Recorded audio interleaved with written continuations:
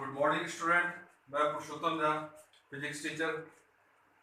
आज आपको हमारा चैप्टर 1 चल रहा है इलेक्ट्रिक फील्ड, उसका नेक्स्ट टॉपिक स्टार्ट करेंगे। पिछली 5 क्लासों में हमने चार्ज वाला टॉपिक जो है वो क्लियर किया है। लास्ट क्लास में हमने चार्ज को सम अप कर दिया था कि जो फाइनल प्रॉपर्टीज ऑफ चार्ज थी वहां तक हमने कर लिया था। आज हम कूलम्ब्स लॉ पे चलेंगे। इसका नेक्स्ट टॉपिक कूलम्ब्स लॉ काफी इंपॉर्टेंट है एग्जाम के लिहाज से, तो कूलम्ब्स लॉ आज हम स्टार्ट करते हैं।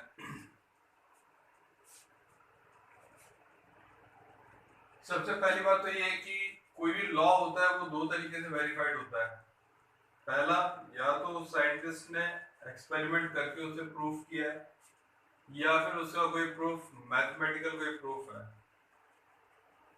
कूलम्ब्स लॉ दो चार्जेस के बीच में जो अट्रैक्शन होता है या रिपल्शन फोर्स होता है उसको एक्सप्लेन करता है। दो चार्जेस के बीच में लगने वाला अट्रैक्शन या रिपल्शन फोर्स वो इलेक्ट्रिक फोर्स कहलाता है। तो इसको डिस्कवर किया साइंटिस्ट कूलॉम ने, that is why it was given the name Coulomb's law. We can say that the Coulomb's law explains the attraction or repulsion force acting between two charges or electric force acting between two charges.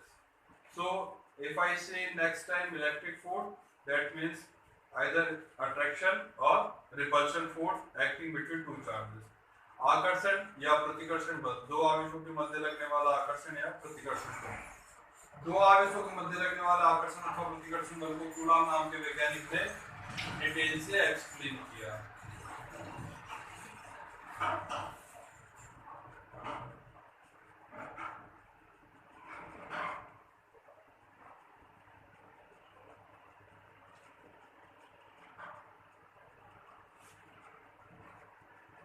Coulomb ने दो charge लिए, एक charge Q1 लिया और एक charge Q2 लिया। हमें पता है सेम चार्जेस होंगे, अगर सेम नेचर के होंगे प्लस वाले तो दोनों में रिपल्शन होगा, और अगर अपोजिट नेचर के होंगे तो दोनों में अट्रैक्शन होगा। अगर अपोजिट नेचर के तो अट्रैक्शन होगा। उन्होंने बताया कि दो चार्जेस के बीच में लगने वाला अट्रैक्शन या रिपल्शन फोर्स F उन दोनों चार्जेस के मैग्नीट्यूड के प्रोपोर्शनल होता है। F proportional to Q1, F proportional to Q2, और उनके बीच की जो डिस्टेंस है उसके स्क्वायर के इनवर्सली प्रोपोर्शनल होता है। F proportional to 1/r square.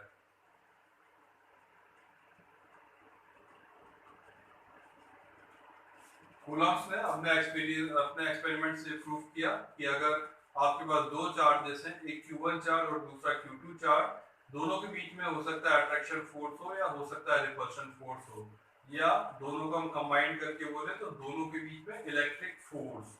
तो उन्होंने बताया दो चार्जेस के बीच में लगने वाला इलेक्ट्रिक फोर्स हर चार्ज के मैग्नीट्यूड के प्रोपोर्शनल होता है, और उनके बीच में जो डिस्टेंस है उसके स्क्वायर के इनवर्सली प्रोपोर्शनल होता है। So we can say according to Coulomb's law, the electric force acting between two charges is directly proportional to their magnitude and inversely proportional to the square of the distance between both charges. आप नहीं समझ पा रहे मेरी बात? दो आवेशों के मध्य लगने वाला आकर्षण या प्रतिकर्षण बल दोनों आवेशों के समानुपाती, दोनों आवेशों के परिमाण के समानुपाती और उनके बीच की दूरी के वर्ग के व्युत्क्रमानुपाती होता है। F proportional Q1, F proportional Q2 and F proportional 1/r square. From equation 1, 2 and 3 we can write, from equation 1, 2 and 3 we can write F proportional to Q1, Q2 upon R square. Equation number 4.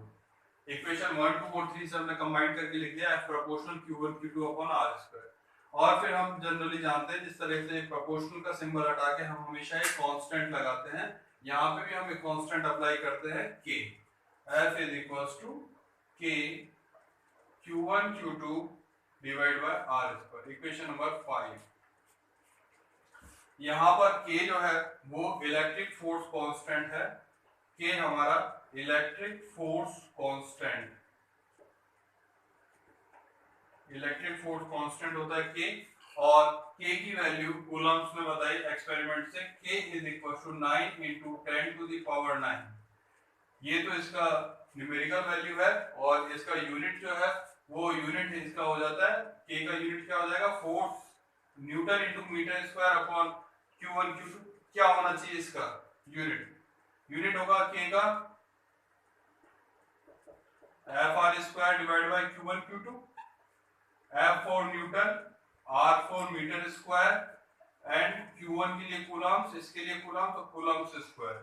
तो newton into metre square upon coulomb square is the unit of electric force constant that is called as k।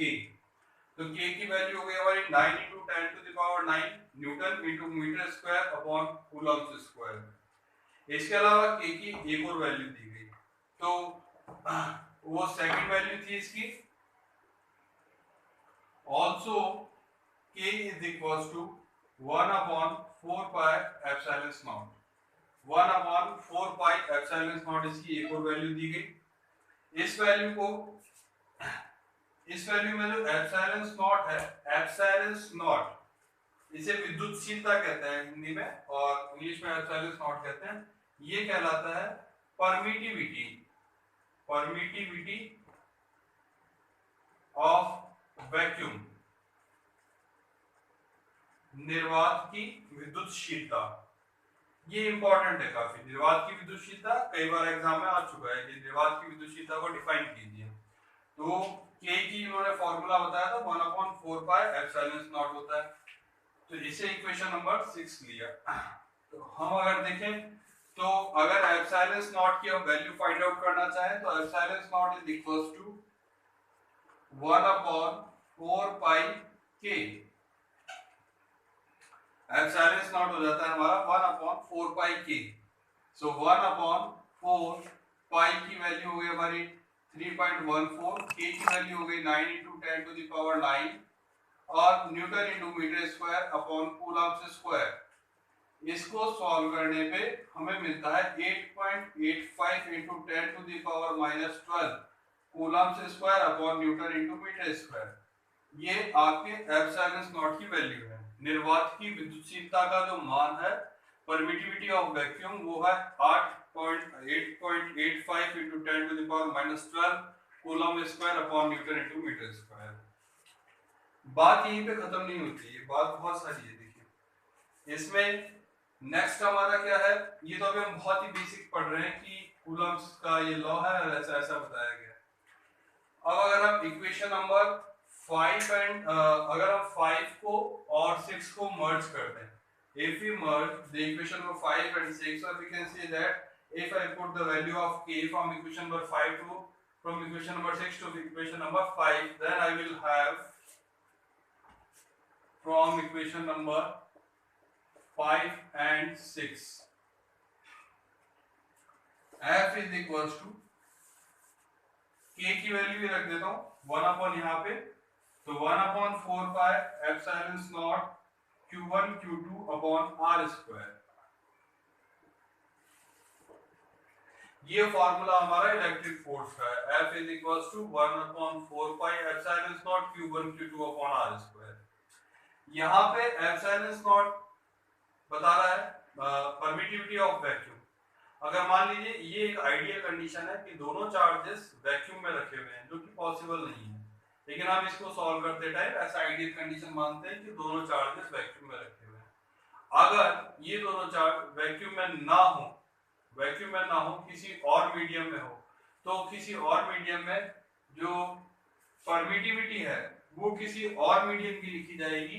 तो force, electric force in any medium will be equal to 1/4 pi em q1 q2 upon r square. ये 7, ये 8। आप मेरी बात गौर से समझिए। अगर charge दोनों वैक्यूम में रखे हुए हैं तब तो परमिटिविटी ऑफ वैक्यूम, अगर वैक्यूम में नहीं रखे हुए हैं दोनों चार्ज, किसी और मीडियम में रखे हैं, किसी एयर में रखे हुए हैं, जिसकी कोई पर्टिकुलर डेंसिटी है, जहाँ पे रेजिस्टिविटी है, डेंसिटी है और भी उसकी बहुत सारी प्रॉपर्टीज है उस मीडियम की, तो उस मीडियम की परमिटिविटी को यूज किया जाएगा यहाँ पे, और तब जो फोर्स है वो फोर्स Fm कहलाएगा, यानी electric force in that medium, तो तब EM हो जाएगा। इक्वेशन नंबर 7 और 8 देख के मैं कहता हूं कि मुझे आप डिफाइन कीजिए परमिटिविटी क्या होती है, एक्सप्लेन परमिटिविटी। एग्जाम में भी आ चुका है, परमिटिविटी क्या होती है। तो मैं आपको परमिटिविटी को डिफाइन कर रहा हूँ। कूलम्ब्स लॉ जो है हमारा 2-3 बोर्ड में चलेगा, 2-3 पेजेस तक कंटिन्यू चलता रहेगा, हर चीज एक दूसरे सीक्वेंस से जुड़ी हुई है, आप गौर से इसको देखते रहिए। 7 और 8 यहाँ पे हमारा एक छोटा सा स्टेप पे हम पहुंचे। अब इसके बाद हम परमिटिविटी को डिफाइन करेंगे। मैं दोबारा एक बार एक्सप्लेन कर देता हूँ शॉर्ट में। According to the Coulomb's law, the electric force acting between two charges is directly proportional to their magnitude and inversely proportional to the square of distance between both charges.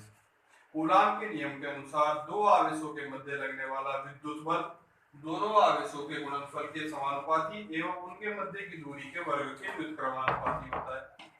समीकरण 1, 2 और 3 को combine करके रखते हैं हम। From equation 1, 2 and 3 we can write as proportional q1 q2 upon r square। Proportional का symbol हटा के एक कांस्टेंट लगाते हैं जो कि k कहलाता है। k को हम इलेक्ट्रिक फोर्स कांस्टेंट कहते हैं। कूलम्ब्स ने k की वैल्यू जो है वो हमें 9 × 10⁹ newton × metre square upon coulombs square निकाल के दी।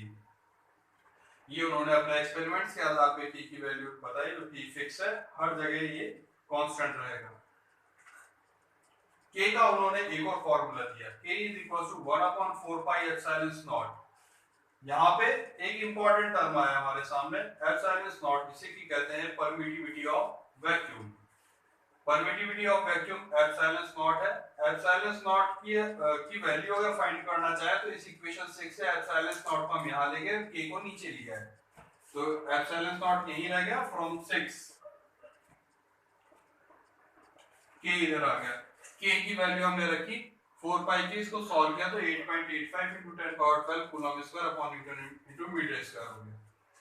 अब इक्वेशन 5 और 6 से अगर हम देखें तो f की वैल्यू k की जगह 1/4 pi epsilon q1 q2 upon r square हो गया।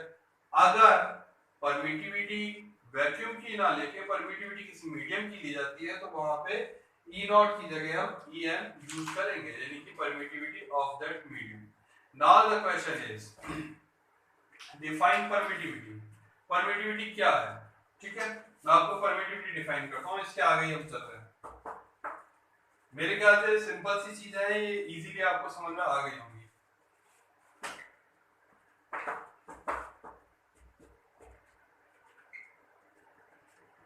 देखिए इक्वेशन 7 और एंड इक्वेशन 8, ये दोनों देख के हमें क्या लग रहा है, F प्रोपोर्शनल फ्रॉम 7 and 8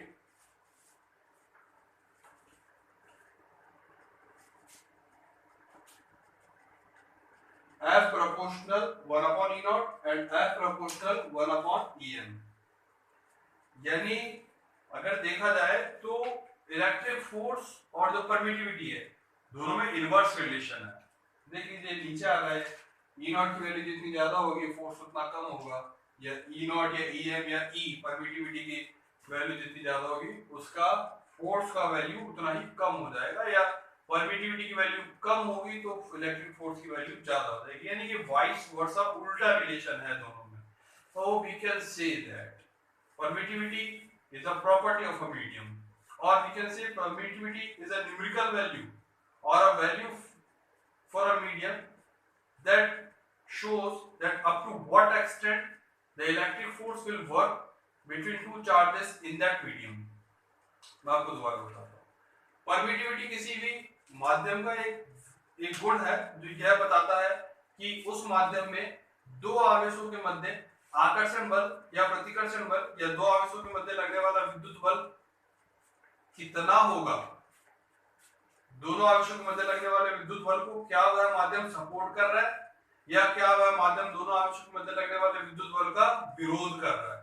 ठीक है, तो permittivity the property of a medium that shows up to what extent, किस मात्रा तक the electric force will work in that medium between two charges, दो आवेशों के मध्य लगने वाले आकर्षण अथवा प्रतिकर्षण बल की मात्रा को डिफाइन करता है विद्युतशीलता। तो विद्युतशीलता किसी हम अगर डिफाइन करें सिंपली हिंदी में विद्युतशीलता किसी माध्यम का वह गुण है जो यह निर्धारित करता है कि उस माध्यम में कितनी मात्रा तक दो आवेशों के मध्य आकर्षण बल या प्रतिकर्षण बल लगेगा, या दो आवेशों के मध्य विद्युत बल कितना सक्रिय होगा, ज्यादा लगेगा या कम लगेगा।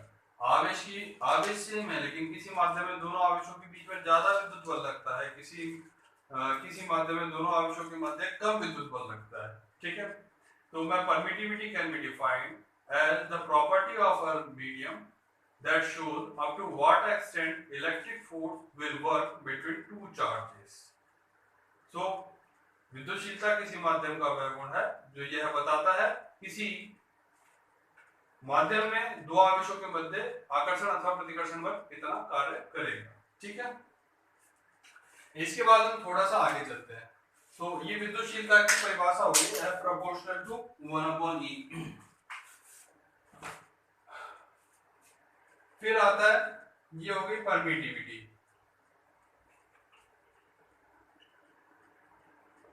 परमिटिविटी को हमने डिफाइन कर दिया। Permittivity is the property of a medium that shows up to what extent the electric force will work between two charges in the given medium। इसके बाद फिर आता है, ये तो हो गया परमिटिविटी का डेफिनेशन। फिर एक इंपॉर्टेंट टर्म आता है रिलेटिव परमिटिविटी।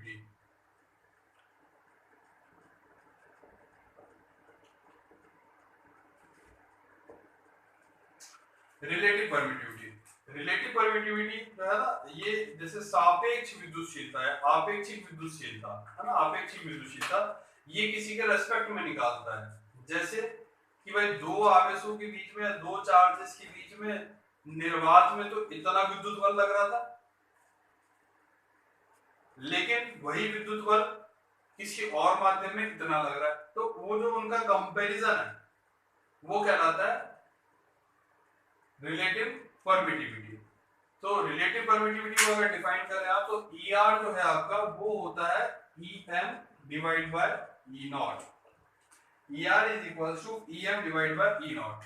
तो relative permittivity can be defined as the ratio of permittivity of a given medium to the permittivity of the vacuum।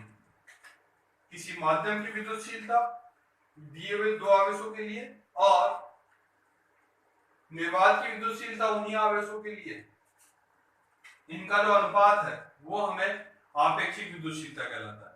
Relative permittivity can be defined as the ratio of permittivity of the medium to the permittivity of vacuum for the given two charges. दो आवेशों के लिए, दो समान आवेशों के लिए, दो आवेशों के लिए किसी माध्यम की विद्युतशीलता तथा निर्वात की विद्युतशीलता का अनुपात आपेक्षिक विद्युतशीलता कहलाता है।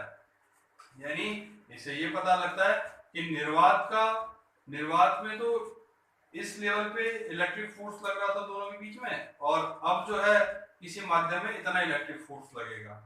हमें कोई बहुत ज्यादा इस पे वो नहीं करना है, मतलब सिंपल सा वर्ड ये है कि the ratio of the permittivity in a medium to the permittivity of the vacuum for the given two charges is termed as the relative permittivity. इसका एक और डेफिनेशन अभी आगे आएगा। अब देखिए आप, ये इक्वेशन नंबर हमने दे दिया 9। अब from 9 we can write EM is equals to ER E naught। Equation number 10, मतलब EM क्रॉस मल्टीप्लाई हो गया, EM is equals to ER E naught। तो अब ये EM की वैल्यू जो है इक्वेशन नंबर 10 से हमने कहां में रख दी, इक्वेशन नंबर 8 में। तो फ्रॉम 8 एंड 10 इक्वेशन नंबर 8 और 10 से, इक्वेशन नंबर 8 एंड 10 से Fm is equals to 1/4 pi EM की जगह रख दिया ER E naught Q1 Q2 upon R square। आप मेरी बात भी समझ पा रहे, 1/4 pi EM मीडियम के लिए था, EM की वैल्यू होती है ER E naught, relative permittivity से ER E naught यहाँ पुट कर दिया। अब ये देखिए, ये जो है हमारे पास ये पूरी वैल्यू, ये क्या है, ये हमारी पूरी वैल्यू क्या है, ये है F naught, F M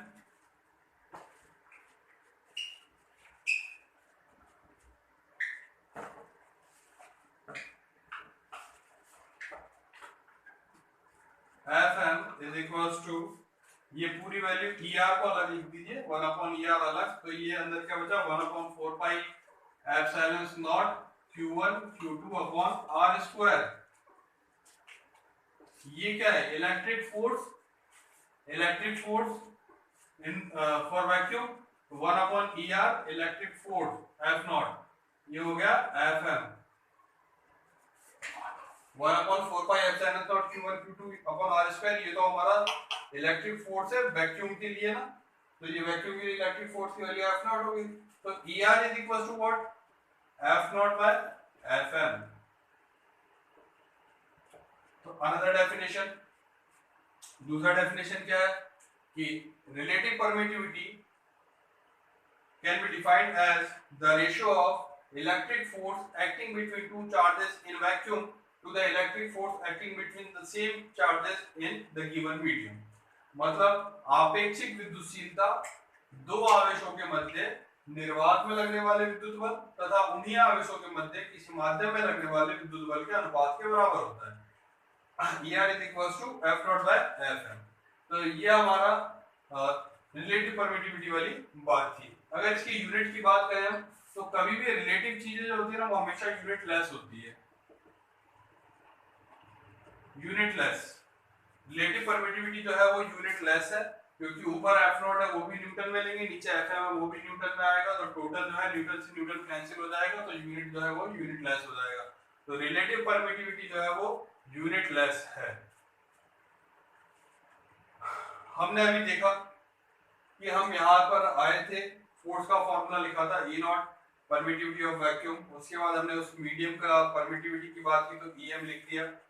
E M और ई नॉट को लेके हमने रिलेटिव परमिटिविटी को डिफाइन किया कि साहब ई आर जो होता है E M by E naught होता है। ई एम की वैल्यू क्रॉस मल्टीप्लाई करके लगाई हमने, E M is equal to E R E naught, वो वैल्यू हमने यहाँ पुट कर दी ई आर ई नॉट।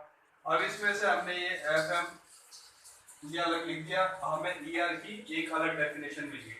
तो रिलेटिव परमिटिविटी की जो है टोटल दो डेफिनेशन हो सकती है। पहली तो ये वाली डेफिनेशन है E M by E naught, किसी मीडियम की परमिटिविटी और वैक्यूम की परमिटिविटी का रेशियो जो है वो रिलेटिव परमिटिविटी कहलाता है। और एक डेफिनेशन यहाँ से आ सकती है कि किसी वैक्यूम में दो चार्जेस के बीच में लगने वाला इलेक्ट्रिक फोर्स और किसी मीडियम में दो चार्जेस के बीच में लगने वाला इलेक्ट्रिक फोर्स का रेशियो रिलेटिव परमिटिविटी कहलाता है। यहाँ पे ये बात बड़ी इंटरेस्टिंग है, थोड़ी ध्यान रखने की है कि इसमें परमिटिविटी में ऊपर मीडियम की आती है, नीचे वैक्यूम की। फोर्स में ऊपर फोर्स का वैक्यूम का फोर्स आता है और नीचे मीडियम का फोर्स आता है। इसमें परमिटिविटी में ऊपर मीडियम की परमिटिविटी आती है और नीचे वैक्यूम की परमिटिविटी आती है। ठीक है, तो यहाँ तक हमारा रिलेटिव परमिटिविटी की बात हो गई। इसके बाद अगर आप देखें कि ये जो कूलम्ब्स लॉ है ये वेक्टर फोर्स है, ये फोर्स वेक्टर क्वांटिटी है। तो जो कूलम्ब्स लॉ है इसकी जो फोर्स का जो अट्रैक्शन है या रिपल्शन है उसकी एक पर्टिकुलर डायरेक्शन होती है, वो पर्टिकुलर डायरेक्शन बड़ी इंपॉर्टेंट है। देखिए इसके बाद बताता हूँ।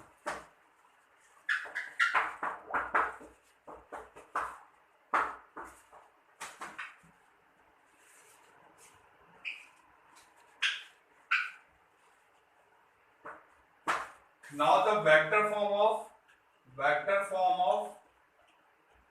Coulomb's law।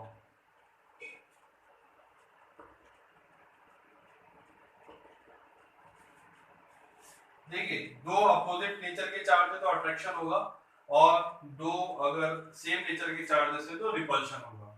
तो मान लीजिए ये Q1 और ये Q2 दोनों सेम नेचर के हैं, दोनों या तो प्लस है या दोनों माइनस है, तो दोनों में रिपल्शन होगा। तो रिपल्शन ऐसे नहीं होता है कि एक चार्ज तो इधर चला जाए और एक चार्ज इधर चला जाए, रिपल्शन ऐसा नहीं होता है। या एक चार्ज इधर चला जाए और एक चार्ज इधर चला जाए, रिपल्शन ऐसा नहीं होता है। रिपल्शन कैसा होता है? रिपल्शन हमेशा जो लाइन दोनों चार्जेस को ज्वाइन कर रही है ना, उसके बाहर की तरफ होता है, उससे बिल्कुल बाहर की तरफ। यानी रिपल्शन फोर्स जो है वो यूं जाएंगे दोनों charge, this is the right way.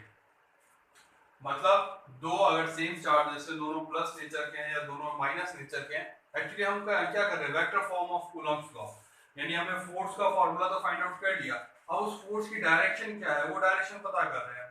तो डायरेक्शन पता है, कूलम्ब्स लॉ है। हम चार्जेस के बारे में बात कर रहे हैं, तो चार्जेस या तो पॉजिटिव होंगे दोनों, या दोनों नेगेटिव होंगे, या एक पॉजिटिव एक नेगेटिव होगा। ये चार्जेस के बीच में या तो अट्रैक्शन होगा या रिपल्शन होगा। तो अट्रैक्शन और रिपल्शन की डायरेक्शन बतानी है हमें, तो हम we are talking about the repulsion.